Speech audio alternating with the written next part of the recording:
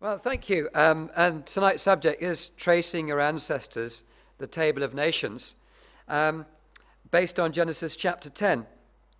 And I don't know about you, but a lot of people have got a real interest in trying to trace their roots. I don't know whether you've tried to find your family tree. It's quite an interesting subject. A lot of people doing that these days. More recently, people have been trying to trace their ancestors through DNA tracing. Send off a sample. You can do it on the internet and check where to send it off to and so on. You can do all that and find out where you've come from, apparently. Well, I won't be going into DNA tracing. I'll be looking more at a historical point of view tonight. But just as we move on now, tonight's talk, we're going to be looking at several things. Firstly, post-flood civilization. Because what we're looking at, Genesis chapter 10, is after the flood of Noah and what happened to Noah and his descendants and where those families, those tribes, those clans, where they spread through and migrated in the ancient world. So we're looking at what happened after the flood. We're going to be looking at the founders of what I call the new world, really, because the old world, as they knew it, was pretty wrecked and they had to start again. So Ham, Shem, and Japheth, the sons of Noah. We look at Ham and his descendants and where they went. We're going to look at Shem and his descendants and where they ended up, and Japheth and his descendants. And lastly, we'll have a conclusion. So let's, first of all, before we get into the actual Genesis chapter 10, just a recap. Firstly, Genesis, it speaks about chapter 6 to 9 of being a global flood, not a local. I remember when I was doing archaeology and speaking to my professor at the time, and he told me that the flood was the result of the ice melting in Lake Van and the water pouring down into the Mesopotamian civilization. But according to the Bible, it was a global flood. Second thing is the date of the flood being about 3000 BC, and also that the flood was known by all ancient cultures. It was a common record. When we look in the clay tablets and the ancient writings, we find this amazing story about what happened. And if you look at there on the right picture, the picture down at the bottom right, is a section of a clay tablet about the Gilgamesh epic, and it speaks about the flood, the Babylonian version of it, and some of them were really quite ancient. According to Josephus, who was a Jewish historian, the first century, parts of Noah's Ark still existed in the Mount Ararat range.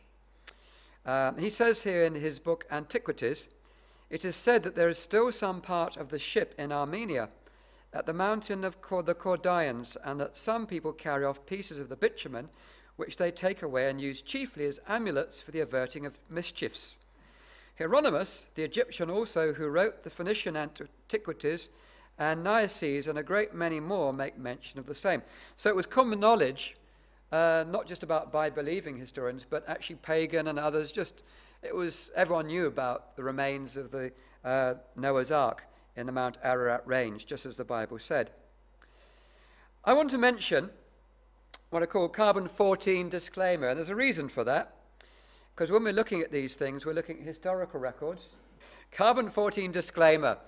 The reason I mention that is because I'm only using historical dating methods with archaeology, and I'm not getting into prehistoric theories. The thing about carbon-14 is it cannot be calibrated beyond 3000 BC for the simple reason you can't test it against any kind of historical records.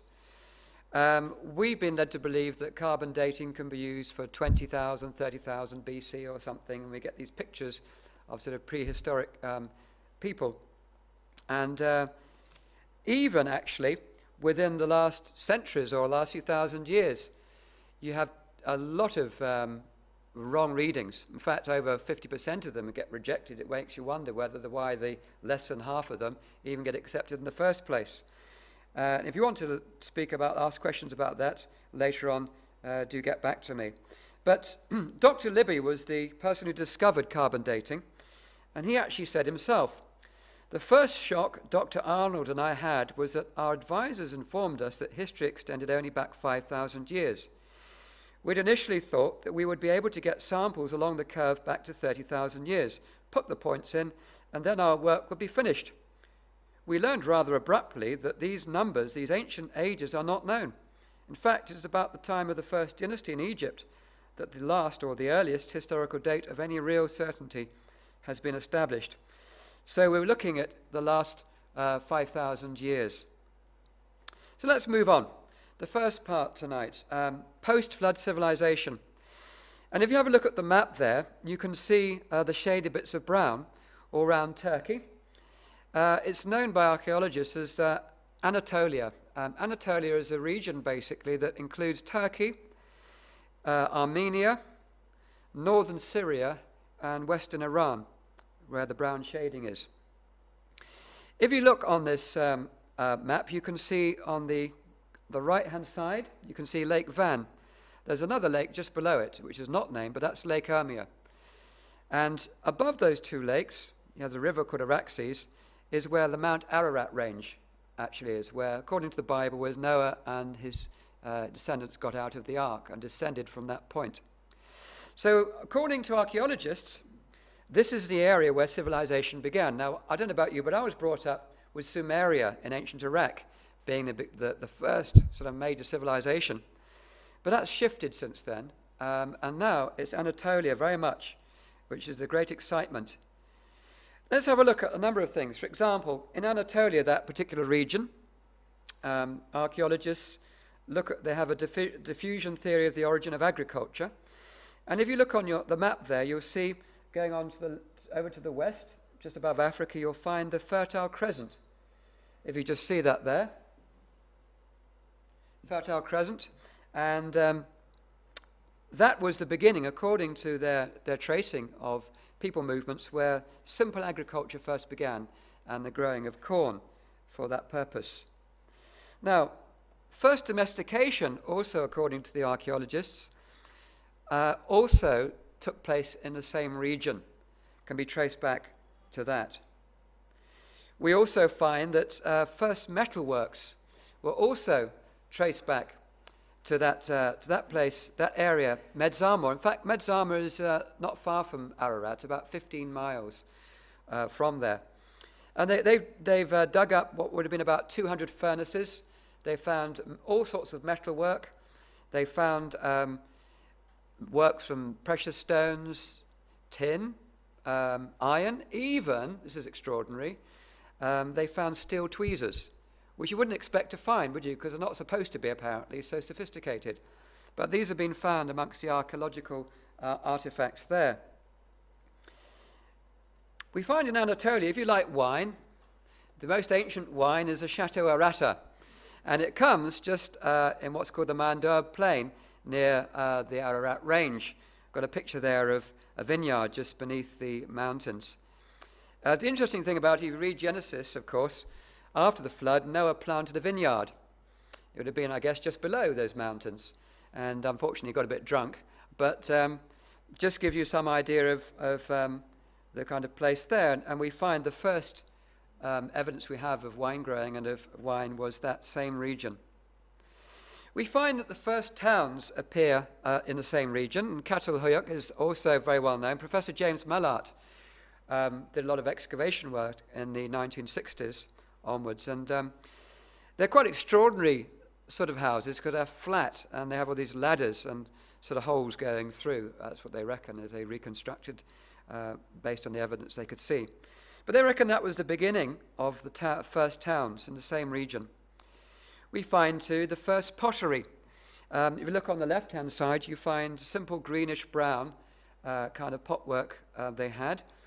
Later on, they developed another kind of pot with red paintings on them. And it spread there throughout the ancient world from that place. We also find the first simple observatory for astronomy at a place called Karahunj near Sisian. And this is a fairly recent thing, but it seems to be a forerunner of like a Stonehenge. And a team of scientists went up there to examine it and to test it and found it appears to be the first place for astronomy, again in the same region as the Bible speaks about. There's also, recently, been the work of Professor Klaus Schmidt, and the first temple has been excavated, a religious temple, at a place called Göbekli Tepe, if I pronounced it correctly. Again, in the same area. We also find that the people who study language have come to the conclusion the first proto-language, the original language, was in the same region. And here's an article from Scientific American, March 1990. It says, the landscape described by the proto-language has now resolved must be somewhere in the crescent that curves around the southern shores of the Black Sea, south from the Balkan Peninsula, east across the ancient Anatolia, today the non-European territories of Turkey, and north to the Caucasus Mountains. So again, confirming the sort of the general biblical picture we do have of Genesis. Now let's have a look. Ararat and where Noah and his family began. According to Genesis and the Hebrews, of course, they speak about Ararat, and Ararat indeed was not just a range of mountains, it became a place just below the mountains. But the Sumerians also refer to the same place, except they call it Aratta. You get the Assyrians calling it Urartu, basically the same place, and it was famous and mentioned in their clay tablets very early on. So where was it? Well, there was a king in the ancient Mesopotamian civilizations called King Enmerkar, which some people consider was Nimrod, mentioned in Genesis. And he set up a big ziggurat, a temple at Eridu, which is biblically known as Irad. And he was also the king of Uruk, which is biblically in Genesis is called Erech. He went off to the land of Aratta to get materials which to build his ziggurat temples. So he went off to Aratta, which is basically the modern-day Armenia. And he didn't just go in to get precious stones, but also metal and that type of thing. Presumably he went to Medzamor. We saw that earlier in the slide, to get various metals and have things done. But he also insisted on getting one of the gods. And a lot of these kings regarded that their gods, it was actually ancestor worship. We'll get onto that a bit later. And why did he want to build a big ziggurat down on the Mesopotamian plain? Well, because as the earth settled down after the Great Flood, there were local floods. And of course, it's very flat there, and it's not, it's not so good. So if you can't have a mountain, you make one. So that's what the ziggurat, the temple. And it was actually at 7 levels, because there were 7 passes you had to get through to get back to the kingdom of Aratta to get all your materials you needed. And in the actual temple, kind of Tower of Babel, there would have been the gods, which were idols, and in celebration of the ancestors, ancestor worship. So it gives you some idea of what was actually going on as a backdrop. Here we have a modern map of Ararat, and that's the archaeological Urartu, as you see, bounded by the red lines. And again, if you see those two the picture of the 2 lakes, Lake Van on the left-hand side, and just below it on the right-hand side is Lake Urmia. Just north of it, you might not be able to see it in green, Mount Ararat Range just there. So that's a place of really special archaeological significance these days. Well, let's have a look at the founders of the New World after the flood, the sons of Noah, Ham, Shem, and Japheth. Now, if you look at that map, you'll see there are 3 there's color-coded 3 colors, the green representing Ham and his descendants, the Hamites. And if you notice, they mostly spread down from, obviously came down from Ararat, and through, partly through the Middle East, and mostly spreading through Africa. Some of them ending up in the southern peninsula of Arabia. But as we'll find out, also some of them went through into Samaria and through into parts of India as well. If you look at the map, the color of the brown, that's Shem. Of course, Shem was the father of the Shemites or Semites. Of course, we get the word Semitic. It's still a word in usage. And they mostly settled in the Arabian Peninsula, but again, parts of the Middle East and partly into Europe. We'll find out later why. And Japheth spread far and wide. Quite extraordinary how his descendants spread right through parts of the Middle East, right through to Iraq, Iran, through to Asia, the Far East, and also through Europe and beyond. Don't bother to look at those names. I don't think you'll be able to read them all from there. It's just to give you some idea of the Genesis 10. It just gives you some of these names and some of the descendants that came out of it as they dotted and spread. They're dotted on that map and as they spread out. So let's look at Ham. Well, Ham, as I said, and his descendants spread into Africa. And parts of ancient Egypt were known as Kemet, and that's obviously a derivation from Ham. We find from the pagan historian Plutarch from the 1st century AD that he refers to it as Chemia, the country of Ham. So basically in the ancient world it was very well known that that's where Ham and his descendants had spread into Africa, which agrees exactly with what Josephus, the 1st century Jewish historian, speaks about. Now let's look at some of the sons of Ham. Cush being one of the most famous ones, and it basically became known, we call it today the area of Ethiopia, but the Egyptians referred to it as Kos or Kosh. So you can see the following of that name, Cush. The Assyrians, on their hand, referred to it as Kushu. Now, Josephus says, "For of the 4 sons of Ham, time has not at all hurt the name of Cush, for the Ethiopians, over whom he reigned, are even at this day, both by themselves and by all men in Asia, called Cushites." So he's basically saying the descendants of Ham, the Cushites, were mostly in Africa, but some also spread into Asia, and we'll follow this through. Herodotus, who's a pagan historian from the 5th century BC, also speaks about the Ethiopians. And they both spread into Africa and to Asia. He confirms that. So let's look at the Cushites in Samaria as they went through into Asia via Iraq.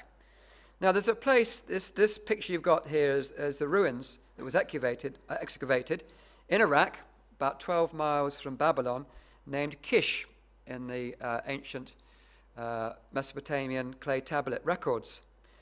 There is a clay tablet which is housed in the British Museum, which speaks about this, and it says, "The flood came up. After the flood had come up, kingship descended from heaven." The kingship was at Kish or Cush. And of course they have many records of the flood. But what they speak about is the kingship, the kings first coming from heaven. Well, in their viewpoint, and you'll see this in ancient records, the mountain was very, very key, coming down from the clouds, coming down from the mountain, down to the plain, to our level. You get this, for example, Mount Olympus in the Greeks. You have the gods up on Mount Olympus, and it's many ancient cultures. You have the Hindus, you have many other cultures, the high places.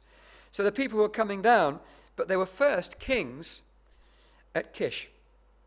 Now, there's an interesting thing, because it was there, from that time onwards, we'll find the son Nimrod, the son of Cush, is where empires first began. And we'll trace this through.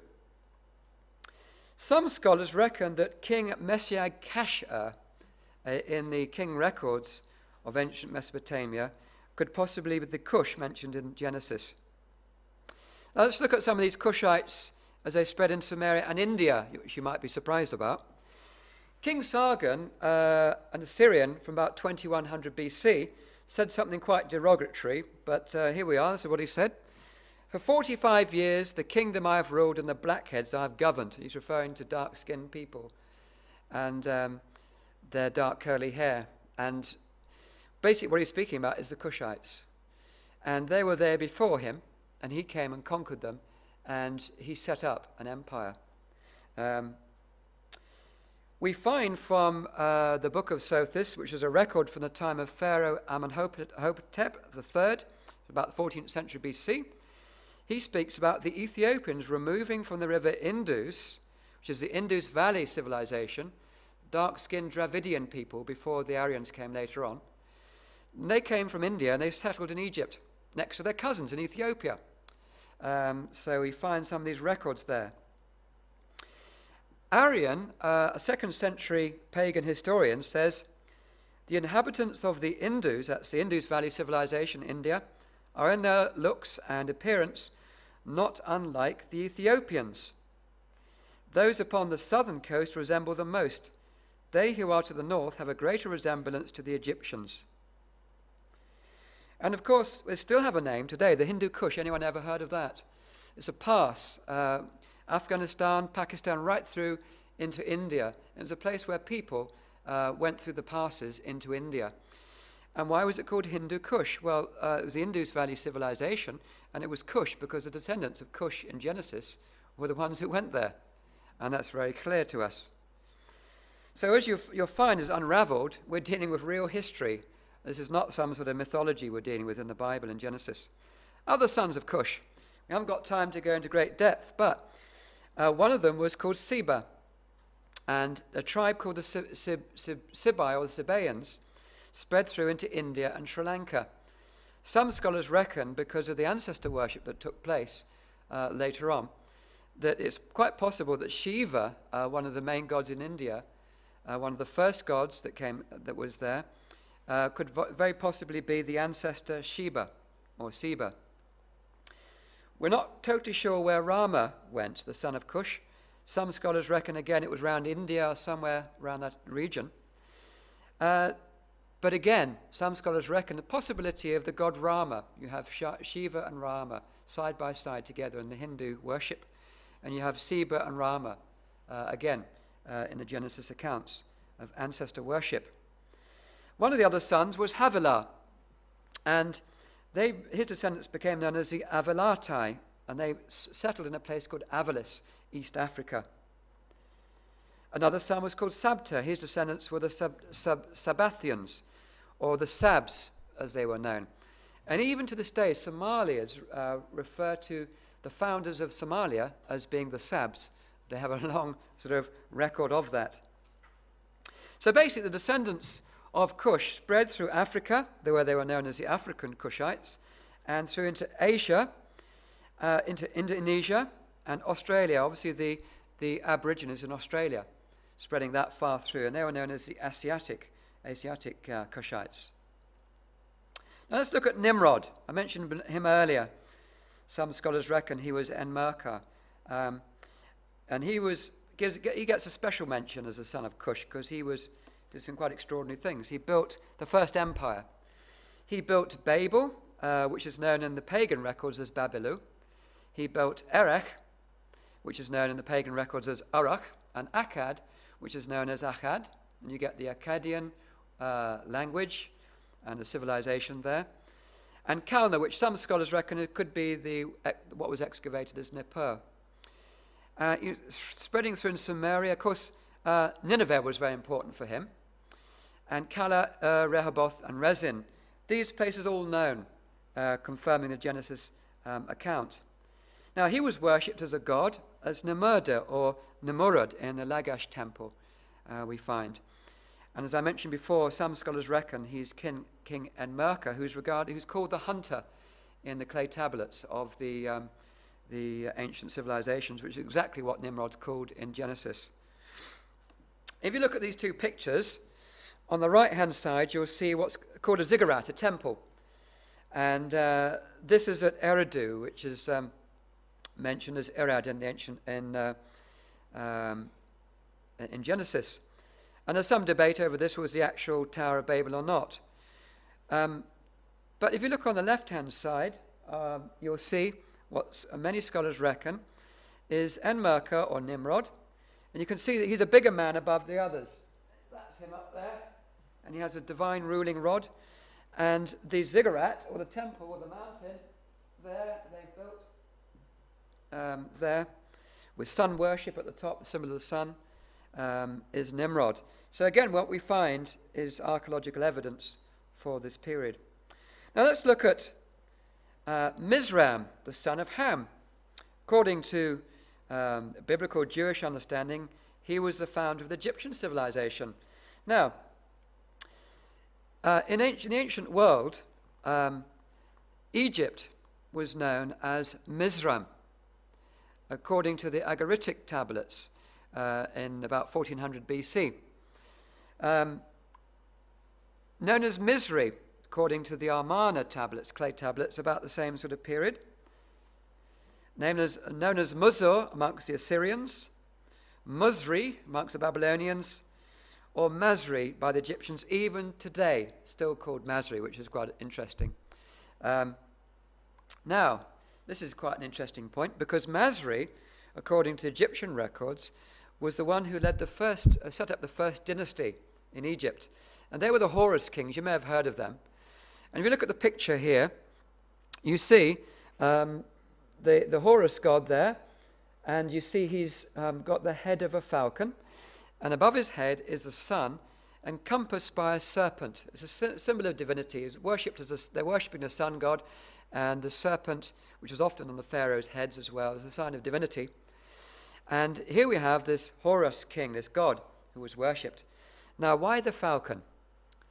Well, that's very interesting, because according to ancient Egyptian records in the pyramids, there's a record of, they spoke about their new world that came into being, where this land appeared out of the water. Okay? And there was this falcon which flew, and it had a reed in its mouth, which was a symbol basically of the new world starting. Very important if you're an Egyptian in the Nile, because they had local floods quite a lot. And this, of course, according to Genesis, Mizraim or Masri was a grandson of Noah. And the symbol, they see it was a falcon. According to Genesis, of course, it was a dove that Noah sent out from the ark. And the dove came back with an olive branch in its beak. But they, of course, have an adaptation. It's a falcon with a reed in its mouth. But it's essentially saying the same thing. Now, Mizraim had some sons.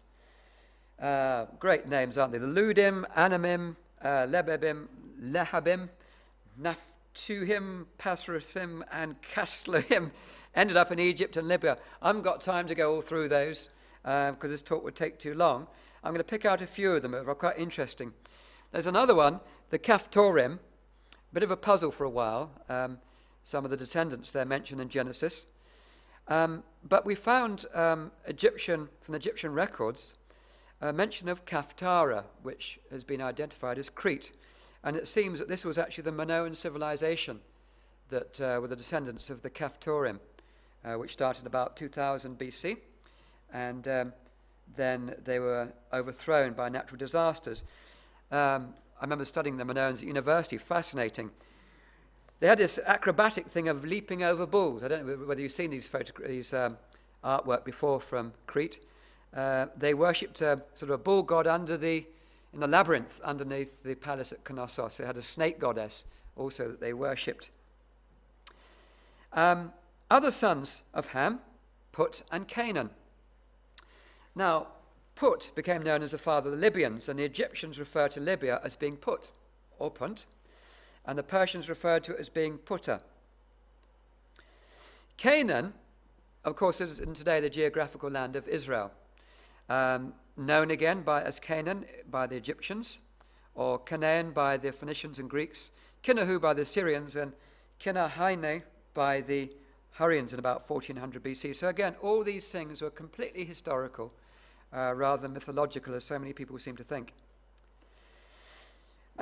Canaan was the father of a whole bunch of tribes: Sidonites, Hittites, Jebusites, Amorites, Girgashites, Hivites, Arkites, Sinites, Arvadites, Zemarites, and Hamathites. We're not going to go through them all. It would take too long. I'm just going to pick up a couple of interesting ones. The first one being the Hittites. I'm sure you've all heard of them. Well, if you'd been around about 100 years ago and you said the Hittites believed, some of the professors would have laughed at you, said there's no such thing. The Hittites never existed. The Bible is a bunch of myths and stories made up. Until, of course, they were digging around and guess what? They uncovered the whole civilization of the Hittites, and the Bible again was proved correct. And, of course, the Hittites were famous for their iron chariots, and the skeptics said, impossible. Iron was never invented in that way. It's completely wrong, stupid Christians and stupid Bible believers. Well, guess what they're famous for now? Iron chariots. And there's a picture of one of some of their artwork just showing you, and so that they get the last laugh against the skeptics. How about the Sinites? Interesting bunch of people named after Sin. Now, Father Sin was deified, he was turned into a god, in Mesopotamia and called the Lord of Laws. There's a hymn from the Ur of the Chaldees, which is where Abraham came from. And it says, he, that Sin, who created the law and justice so that mankind has established laws. He was obviously a key person in their understanding of making laws. And his name appears a lot in the king records. You'll find as you look at the list, the name sign appears. Now, his symbol is the moon. Interesting enough, he was also worshipped in the Sinai area of Arabia. What's fascinating, of course, is Moses actually went up to Mount Sinai and received from God the Ten Commandments, God's laws, which is very interesting. It was almost like saying, okay, you want the real laws? It's not the ancestor who's worshipped. I'm the one who gives you the laws. Quite an interesting slant on that. Now, this is often not so well known, but the founder of China was known in the Chinese history as Father Sign. And in Xiangfu, the first town around about 2600 BC in the Shenxi province. And you can actually trace the name China is derived from Father Sign. And we look at this. The ancient Chinese were called the Sinai, according to the pagan historian Arrian. We learn about the Sine dynasty in the 3rd century BC. Even in modern day usage, the Sino-Japanese War in the Second World War. The ancient Chinese have their own records about Genesis events. We haven't got time to go into those, but they recorded them on pictograms, on ceremonial pots, and this one's a turtle shell. If you want to look more about that, you can go and download my talk called Tracing Genesis in the Ancient Cultures, which we have online. Now let's look at Shem and his descendants. Of course, Shem is the father of the Shemites, or the Semites, which are known today. And according to Professors Kramer and Arno Pobel, they were very much involved in the early stages of Sumeria. And it seems that Sumeria is actually a Semitic language, a Semitic name. They branched out into Iraq and Iran in the east and went west into Europe and especially south into the Arabian Peninsula. Now, Elam, son of Shem, was one of the best known ones. His descendants were known as the Alamtu by the Babylonians, or they were known as the Alames by the Greeks. They eventually called themselves the Halamati, and later on the Huz, and they were known as Persians.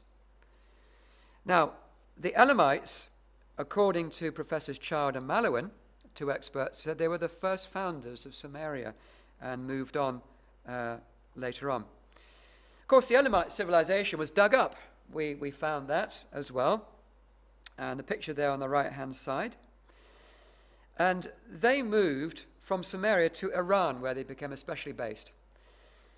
One of the districts in Iran was known as Pul. We have records of that. And a tribe came out of that called the Puls or the Palani, which eventually became known as the Palani. And they went westwards with a bunch of other tribes and founded what is now, of course, called Poland. There were other tribes in Iran at the time, the Habarites, and Croatia and Serbia moved westward and founded what we now know as Croatia and Serbia. Now, Asher, that's a very key person, the son of Shem. We learn from Josephus in the 1st century AD. He says that Asher lived at the city of Nineveh and named his subjects the Assyrians. Of course, the Assyrians are very well known in the ancient record. We learn from Micah about 720 BC in the Old Testament, Assyria was the land of Nimrod. And this was a place of the beginning of empires, of a master race. And here we have, they became known as the master race, and Shar-Kishati was a title given to these kings of Assyria. They were the forerunners of the Shahs, or the Tsars, or the Caesars, or the Kaisars. So you can probably see where we're going with this, and how it develops already. Well, Asher, the person mentioned in Genesis, was turned into a god, very common in that time, and so the kings after him. And often their name Asher appears in the lists as part of their title. And they were actually called the Ashurs. But the Hindus did not like them. Simple reason, I think it was Dravidians, being dark-skinned, were treated very badly, and it seemed the caste system developed out of this Assyrian master race, where the white ones at the top and the dark ones at the bottom. And in the Hindu records, they call the Ashurs the Asuras, the demons. They refer to them.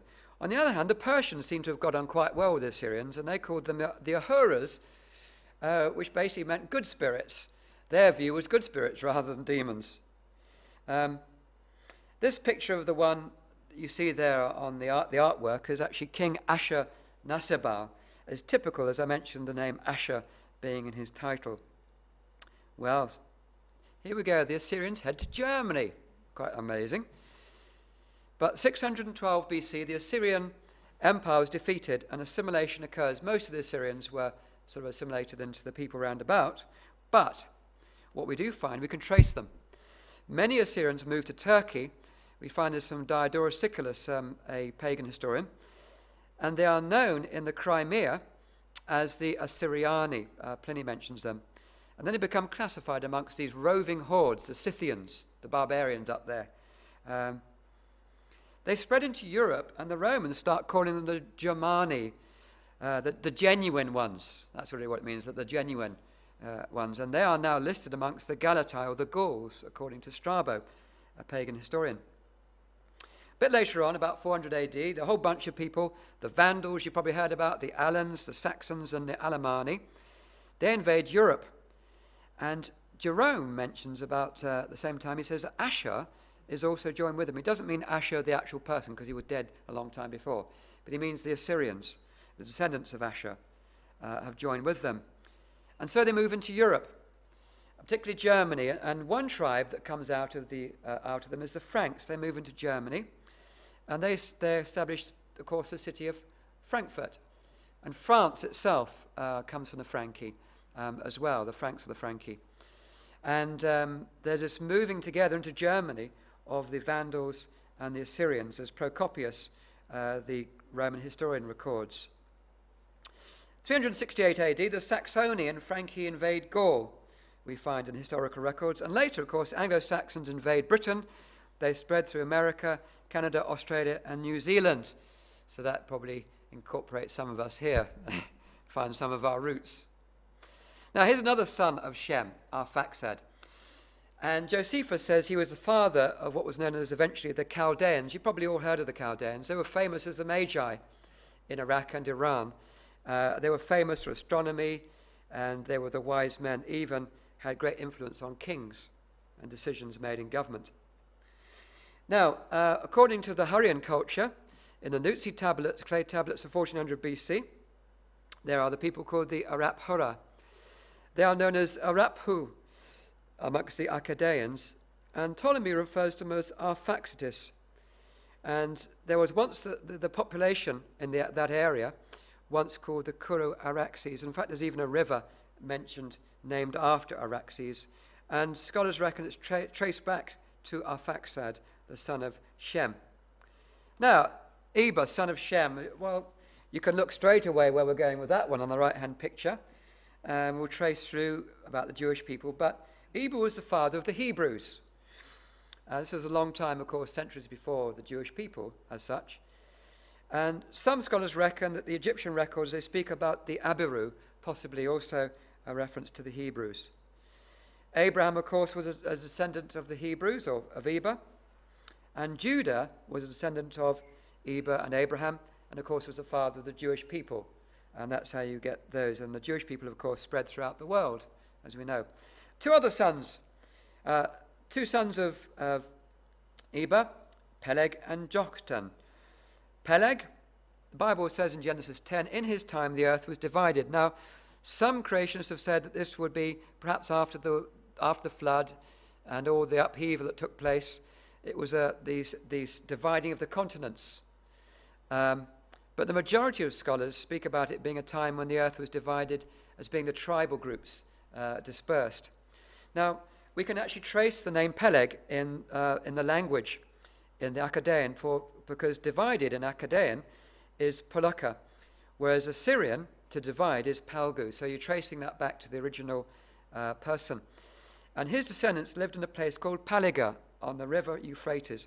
There was a city there once called Palga, and the descendants were known as the Pelasgians, or Paphlagonians, which became quite well known in Asia Minor, which is modern-day Turkey. Joktan, we won't have time to go into these. He had 12 sons. They basically spread through into the Arabian Peninsula. Lud, the son of Shem. Now, Lud was the father of the Lydians, as Josephus tells us. They were famous as archers in battle.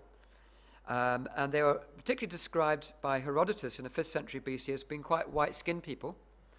They were known as the Ludu by the Accadeans, or the Ludem by the Egyptians, the Ludbu as the Assyrians, and there was actually a town called Ludbu on the Euphrates in Iraq in early times. They migrated into North Italy with the Etruscans. Now, the Etruscans, of course, were famous because the Tarquins came out of them, a ruling class that essentially were there in founding the Roman Empire. And the Lydians were involved with them in moving into Italy. Others settled in Albania. One branch became the Gegs, it's a great name, isn't it?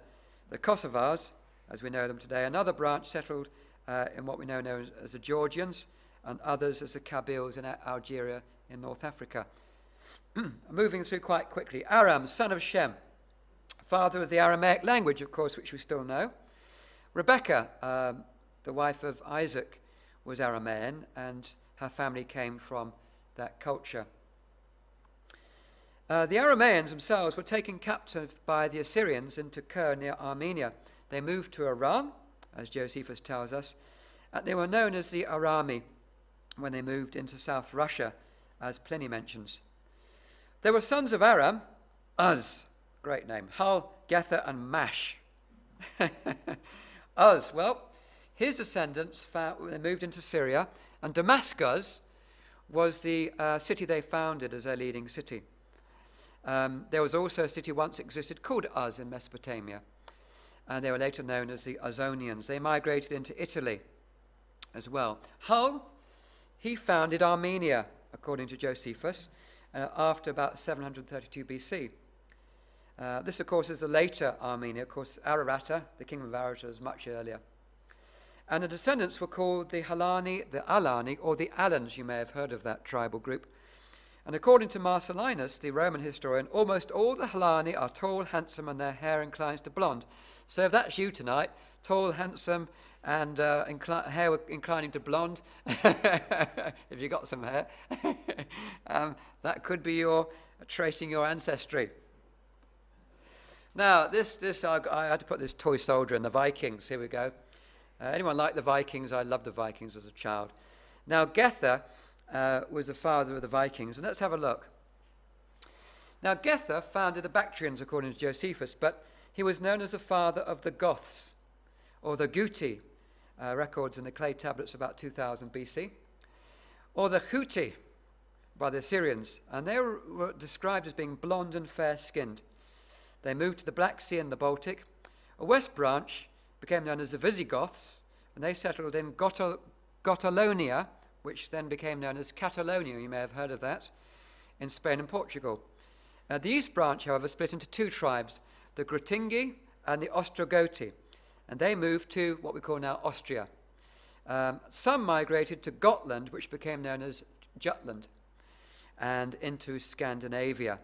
So there we get the Vikings. If you want to trace that through a bit, dig into Jordanes. He was a Gothic historian in the 6th century AD. Mash, the son of Aram. Well, Josephus says he was the founder of the Massanians. They were known as the Mashi, or the Mash, by the great name, by the Assyrians. The city of Mas was captured by King Sargon, we discover. And they lived next to the Elamites in Iran and became known as the Massadetai. They migrated into South Russia. They went into Europe and eventually into Poland, some of them, where they were known as the Mazurs. Now let's get on to Japheth. Now he's an interesting character because his name appears amongst the Aryan cultures as being very important as sort of an ancestor for them. And here we have Prajapati. Prajapati basically means Father Japheth. And he is worshipped as a god amongst the Hindus early in about 1400 BC. They obviously recollect even going back further than that. He's known as Japeti. And in the Hindu record, the Indian record, he has brothers called Shama, which is identified as Shem, or Kama, identified as Ham.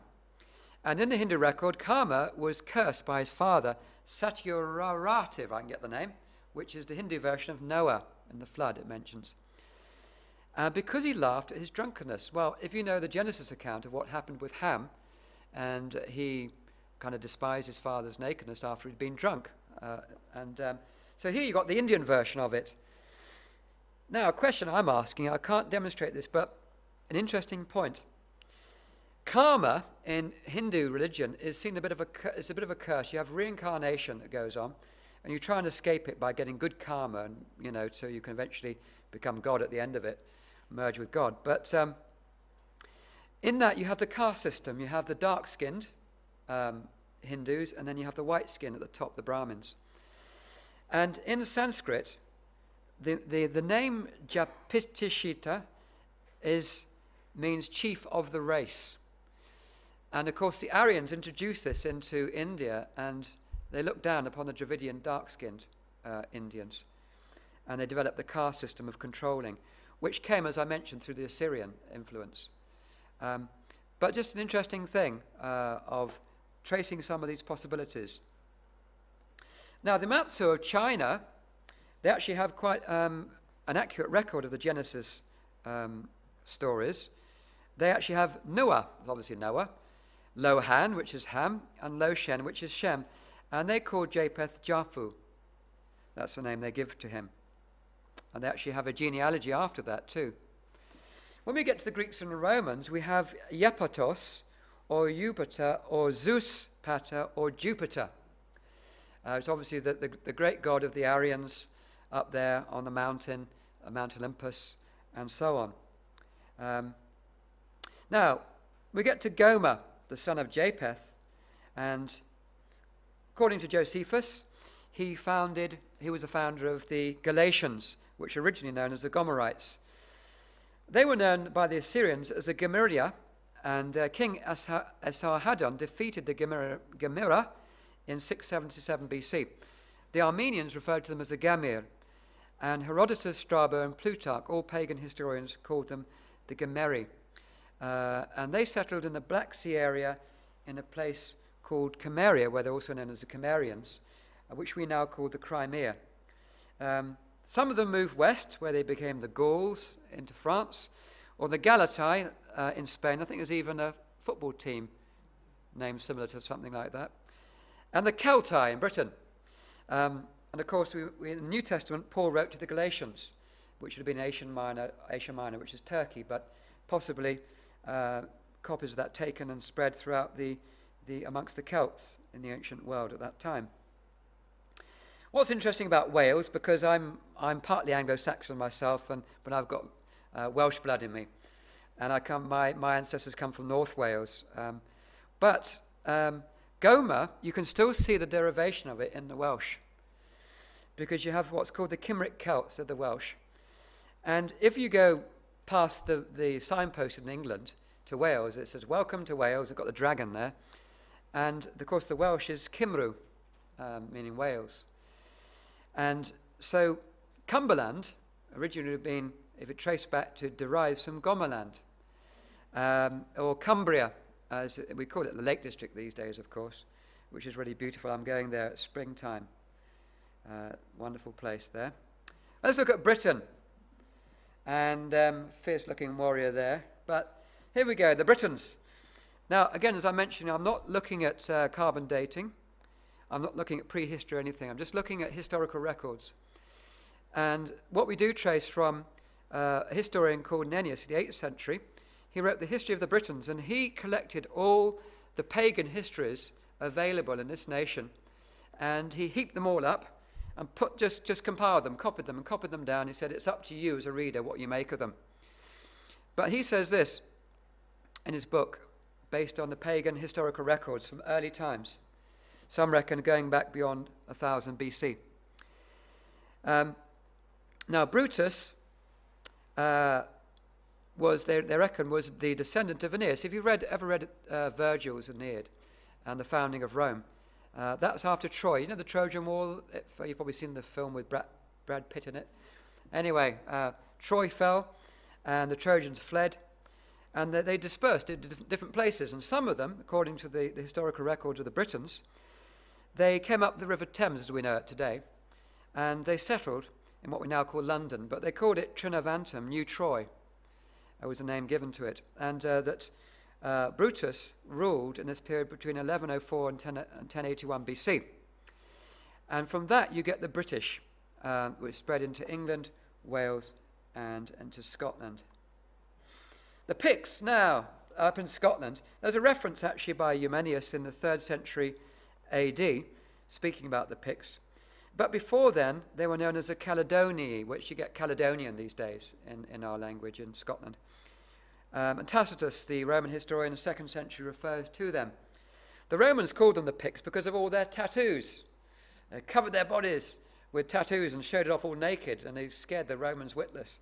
But there we go. Others in Britain, Scots, the Anglo-Saxons, Romans, Vikings, French.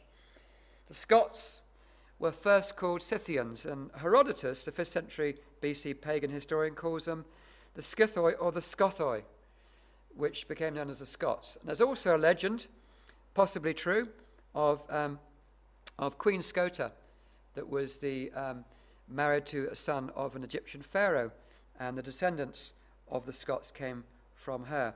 But they came to Ireland, from Ireland rather, in the 5th century AD and settled with King Fergus, the first crowned king of the Scots.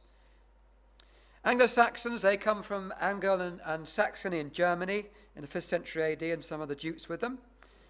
Romans won't really go into that. They came, of course, Vikings, 700s AD, but also up in Orkney, much earlier than that. And the Normans, of course, quite late on in the scene, 1066.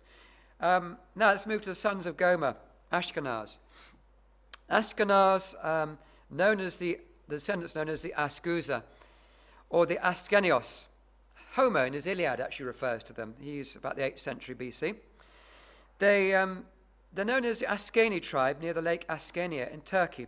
They moved into southern Russia. They're called the Scythai, according to Herodotus, or the Ashkuzai. They spread east. We can trace them moving to Thailand, Bhutan, Nepal, Burma, Tibet, Vietnam, Laos, Malaysia, Indonesia, Mongolia, China, and Japan. Others went west into northwest Russia, Germany, and Scandinavia. The islands of Askania, according to the Romans, is what they gave the name for Scandinavia, what we call Scandinavia today. And the Saki tribe is not some sort of drink. Named by Strabo refers to them, moved from the Caspian Sea to Germany, where they became known, of course, as the Saxons. Sons of Gomer, 2 sons here, Riphath and Togarmah. Riphath was basically the father of the Paphlagonians. They moved into parts of Russia, and they were the Finno-Ugric people, the Finns, the Lapps, and the Hungarians. Togarmah was known, the descendants were known as Tilgarimu by the Assyrians, or as Tegarama by the Hittites. The Armenians in their ancient history reckon that the modern, 732 BC onwards, but actually they say the origin goes right back to the son of Targum of Togarmah, there mentioned. And Josephus refers to them as the Phrygians, and they moved into modern day, what we call Turkestan. Now to the Greeks. Now, the father of the Greeks is Javan, mentioned in Genesis chapter 10. The Syrians knew them as the Yawani, or the Persians knew them as the Yoana, or the Yaman, according to the Accadeans, or the Avanu by the Babylonians, or the Yavana by the Hindus. The Greeks themselves called themselves the Ionians. There are actually 4 waves that came from Asia Minor, Turkey, from the Ionians, the Aeolians, the Dorians, and the Achaeans from about 2000 BC onwards. There were sons of Javan, Elisha, Tarshish, Kittim, and Dodanim. Genesis 10 says, from these the coastland peoples of the Gentiles were separated into their lands. Now, Elisha was the father of the Aeolians. We've had those mentioned just now. His descendants are referred to in the Amarna tablets as the Elassia, or the Elassians in the Ugaritic tablets. And a number of scholars trace them right through to what they call them the Hellenes, which is another name for the Greeks. One tribe branched out from them. They were called the Malayais, and they went east into the Himalayas, Malaysia, Malacca, Molucca Islands, Malagasy, Malavia, Malayu, which was the old name for Sumatra. And the Polynesians and Maoris have been traced from this, and recently, whatever you think about DNA tracing, has been a confirmation of that. Kittim, he went off and founded a community in Cyprus and Macedonia, modern-day Yugoslavia. Dodonim settled in Rhodes, island of Rhodes, and also on Asia Minor. And the Dardanians were the descendants, and they lived in what we call the Dardanelles, which is around the place where Troy was. Sons of Japheth, Magog and Madai. Now Magog was the father of the Scythians, according to Josephus. And what a great name here. The Assyrians call them the Makgugi.